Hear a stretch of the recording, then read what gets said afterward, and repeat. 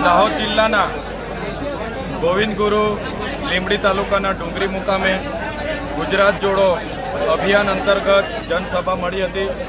આજની જનસભામાં આ પરિવર્તનની લહેરમાં આ વિસ્તારના 15થી પણ વધારે સરપંચશ્રીઓ, પૂર્વ તાલુકા પંચાયતના સભ્ય, જિલ્લા પંચાયતના સભ્ય અને 5000થી પણ વધારે યુવાન આગેવાનો, કાર્યકરો આમ આદમી પાર્ટીમાં જોડાયા છે અને આવનારા દિવસોમાં ગુજરાતની તમામ બેઠકો પર આમ આદમી પાર્ટી તાલુકા, જિલ્લા પંચાયત અને નગરપાલિકા, મહાનગરપાલિકામાં ખૂબ જ સારી રીતે લડવાની છે અને 2027ની વિધાનસભામાં પણ સમગ્ર ગુજરાતમાં આમ આદમી પાર્ટી ખૂબ મજબૂતાઈથી લડીને આવનારા દિવસોમાં પરિવર્તન લાવશે અને જે ભારતીય જનતા પાર્ટીના રાજમાં ગુજરાતની જનતાને આજે ખેડૂતોને એના ટેકાના ભાવ નથી મળતા। આજે ટેકાનો ભાવ એક બાજુ સરકાર 2100 રૂપિયા જાહેર કરે છે અને અહીંયા વેપારી 1800 રૂપિયા આપે છે।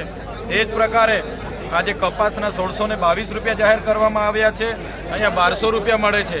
ત્યારે જે કડદા પ્રથા નાબૂદ કરવા માટે અમારા જે આગેવાનો લડ્યા છે, રાજુભાઈ કરપડા, પ્રવીણભાઈ રામ, એમને પણ ખોટી રીતે જેલમાં નાખવામાં આવ્યા છે।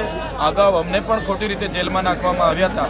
ત્યારે આજે ભારતીય જનતા પાર્ટીના રાજમાં મનરેગા કૌભાંડ હોય, નલ સે જલનું કૌભાંડ હોય, નકલી કચેરીઓ, નકલી કોલેજ, નકલી અધિકારીઓ, જેનાથી જનતા ત્રાહીમામ પોકારી છે અને જીએસટી પોતે ખુદ વધાવે છે। એક બાજુ ભારતીય જનતા પાર્ટીએ 2016માં જીએસટી વધાવી અને એમાં થોડો ઘટાડો કરીને આજે પાછી વાહવાહી લૂંટે છે।